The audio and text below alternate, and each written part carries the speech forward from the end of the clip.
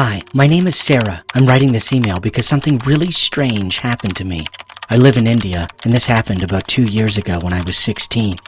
I live with my parents and 2 older brothers. In our neighborhood, there are only about 10 houses built in the same style, 2-story houses.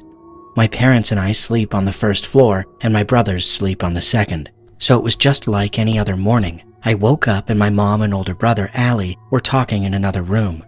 They were loud, but I didn't really pay attention. I was brushing my teeth and getting ready for school when my brother came into my room and jokingly said, "Want to see a ghost? Come here."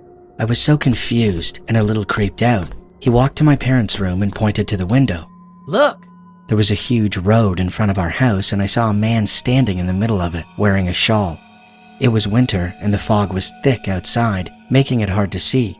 He was looking to the left, where there were bushes and dense trees. It looked like a small forest. My mom was terrified, having never seen him in our neighborhood, but I thought he was waiting for someone.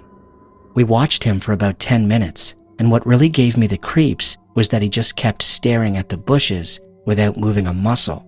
Then we shrugged and started getting ready for the day. My older brother Assad used to always take me to college on his scooter, and as we were leaving, I saw the man standing in the middle of the road, still facing the bushes. My brother passed him, and I watched him closely for a few seconds. He was wearing white pajamas and a light brown kurta. His shawl was off-white and covered him from head to knee.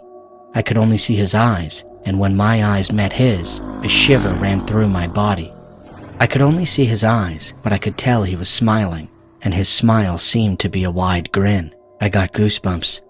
During the ride to college, I kept wondering, is he smiling at me, or is he smiling at something in the bushes?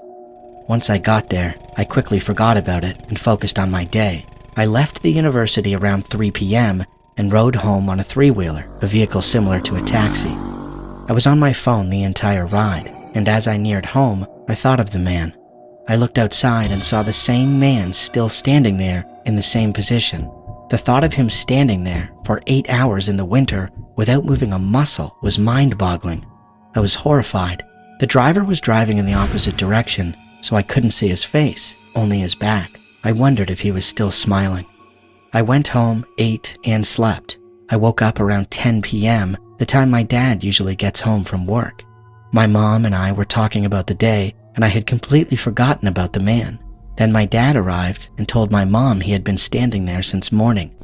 I ran to the window, and sure enough, he was there, staring at the bushes, not moving a muscle.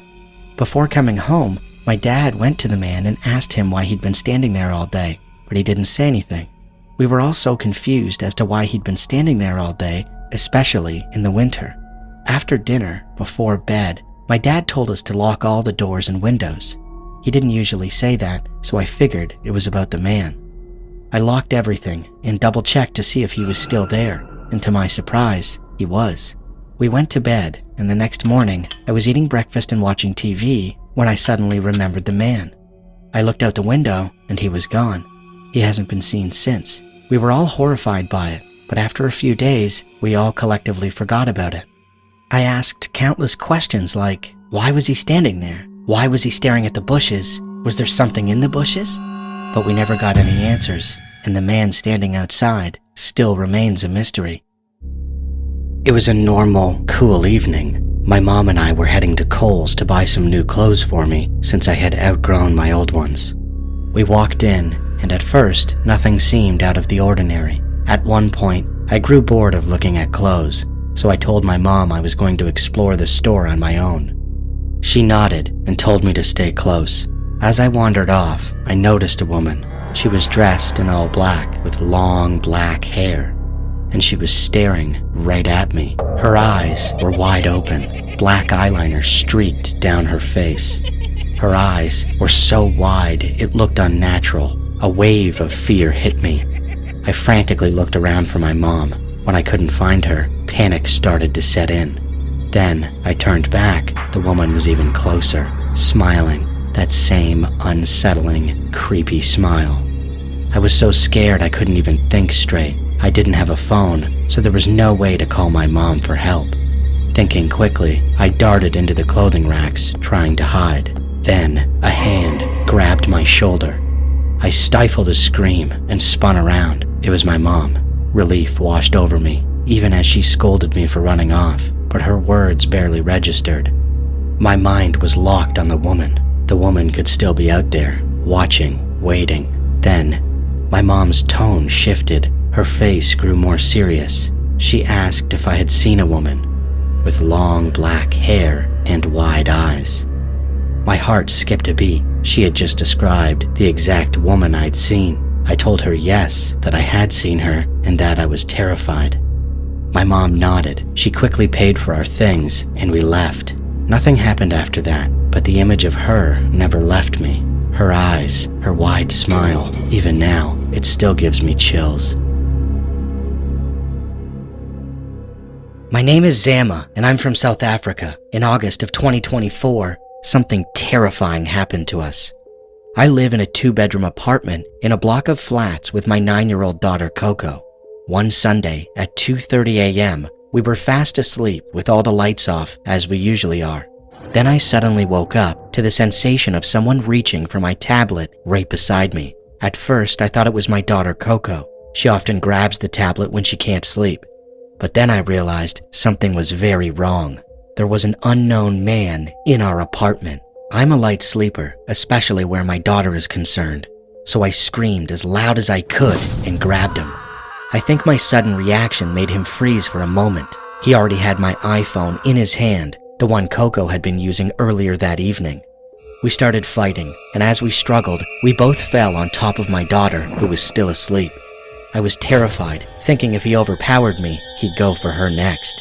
I pushed him out of my room and into the living room. I was just trying to get him out. In a panic, I grabbed pots and pans and threw them at him, anything I could find. Finally, he backed away, opened the door, and ran out. I was in shock, thinking the door must have been unlocked, but later discovered he had crept in through the bathroom window. We live on the 2nd floor, and I never thought to lock that window. I assumed it was safe. He was skinny enough to step on the balcony rails and squeeze through the burglar guards. Once inside, he unlocked the front door so he could escape quickly if he needed to. Despite my screams, none of my neighbors came to help. They called later to say they'd heard something, but hadn't come down.